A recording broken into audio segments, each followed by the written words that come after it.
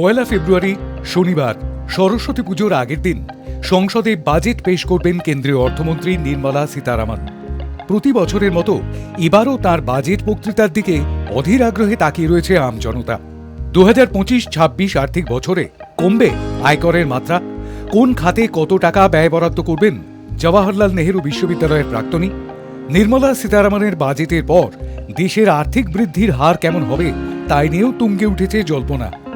এবারের বাজেট কেন্দ্রীয় অর্থমন্ত্রীর কাছে যথেষ্ট চ্যালেঞ্জের বলে মনে করছেন আর্থিক বিশ্লেষকরা। কারণ 2025-26 অর্থবর্ষের জন্য ব্যয় বরাদ্দ ঘোষণার মুখে দেশের বৃদ্ধির সূচক কিছুটা নিম্নমুখী হয়েছে। আর এই বিষয়টি মাথায় রেখে বাজেট তৈরি করা যথেষ্ট কঠিন বলে মনে করছেন অর্থনীতিবিদরা। কিন্তু বাজেট তো অর্থমন্ত্রী একা তৈরি করেন না। আসন্ন আর্থিক বছরের বাজেট প্রস্তাব তৈরির জন্য নির্মলা সীতারামনকে সাহায্য করেছেন বেশ কয়েকজন আধিকারিক ও অর্থনীতিবিদ। গত কয়েক মাস ধরে বাজেটের জন্য নিরলস পরিশ্রম করে চলেছেন তারা। সেই তালিকায় প্রথমেই আসবে তুহিন কান্ত পাণ্ডের নাম। তুহিন কান্ত পাণ্ডে বর্তমানে কেন্দ্রের অর্থ এবং রাজস্ব সচিবের পদে রয়েছেন তিনি। 1987 ব্যাচের উড়িষ্যা ক্যাডারের আইএএস অফিসার তুহিন কান্তকে অতি সম্প্রতি অর্থ এবং রাজস্ব সচিবের দায়িত্ব দিয়েছে নরেন্দ্র মোদী সরকার। দেশের কর সংক্রান্ত নীতি এবং সরকারের রাজস্ব বৃদ্ধির যাবতীয় পরিকল্পনার নেপথ্যে রয়েছে তাঁর মস্তিষ্ক।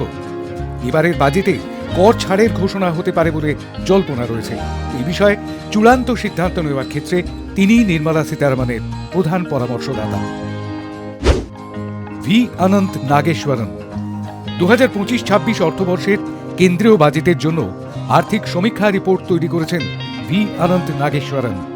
অর্থমন্ত্রী নির্মলা সীতারামনের মুখ্য আর্থিক উপদেষ্টা পদেও রয়েছেন তিনি। তাঁর দেওয়া রিপোর্টের উপর ভিত্তি করেই ভবিষ্যতের আর্থিক নীতির নীল নকশা তৈরি করবে নরেন্দ্র মোদী সরকার। আইআইএম আহমেদাবাদের প্রাক্তনী তামিলনাড়ুর এই ভূমিপুত্রের মার্কিন যুক্তরাষ্ট্রের ম্যাসাচুসেটস বিশ্ববিদ্যালয়ের ডিগ্রি রয়েছে। মনোজ গোভিল নির্মলা সীতারামনের বাজেটে গুরুত্বপূর্ণ ভূমিকা থাকবে মনোজ গোভিলের। বর্তমানে অর্থমন্ত্রকের খরচ সংক্রান্ত দপ্তরের সচিব পদে রয়েছেন তিনি। 1991 ব্যাচের মধ্যপ্রদেশ ক্যাডারের এই আইএএস আধিকারিক এর আগে কর্পোরেট বিষয়ক মন্ত্রকের সচিব পদে ছিলেন। সূত্রের খবর, সরকারি ভর্তুকিমূলক প্রকল্পগুলিকে যুক্তিসঙ্গত করার দিকে নজর দেওয়ার দায়িত্ব গোভিলের কাঁধে দিয়েছেন সীতারামন। অজয় শেঠ এবারের বাজেট তৈরিতে কেন্দ্রীয় অর্থমন্ত্রীর কোর টিমে রয়েছেন অজয় শেঠ। 1987 ব্যাচের কর্ণাটক ক্যাডারের এই আইএএস অফিসার আর্থিক বিষয়ক দপ্তরের প্রধান হিসেবে কাজ করছেন। বাজেটের যাবতীয় নথি তৈরি করা এবং আর্থিক স্থিতিশীলতা বজায় রাখার পরিকল্পনা রূপায়ণের গুরু দায়িত্ব রয়েছে তাঁর কাঁধে। ভারতের বাজেটের ক্ষেত্রে রাজস্ব ঘাটতি একটি জটিল সমস্যা, আর এই ঘাটতি মেটাতে অনেক সময় সরকারকে ঋণ নিতে হয়। বিশ্বের অর্থনৈতিক পরিস্থিতির কথা বিচার করে এ ব্যাপারে নীতি নির্ধারণের সঙ্গেও জড়িত থাকছেন অজয় শেঠ। এম নাগারাজু আর্থিক পরিষেবা দপ্তরের সচিব এম নাগারাজুও রয়েছেন নির্মলা সীতারামনের বাজেট তৈরির কোর টিমে। 1993 ব্যাচের ত্রিপুরা ক্যাডারের আইএএস অফিসার তিনি। ঋণের সুষ্ঠু প্রবাহ নিশ্চিত করা, ফিনটেক সংস্থাগুলিকে নিয়ন্ত্রণ এবং বীমার ক্ষেত্রের সম্প্রসারণে তার ভূমিকা অত্যন্ত গুরুত্বপূর্ণ। অর্থমন্ত্রকে আসার আগে কয়লা মন্ত্রকের গুরুত্বপূর্ণ পদে ছিলেন নাগারাজু। দেশের কয়লা খনিগুলির বেসরকারীকরণের যাবতীয় পরিকল্পনা করেন তিনি।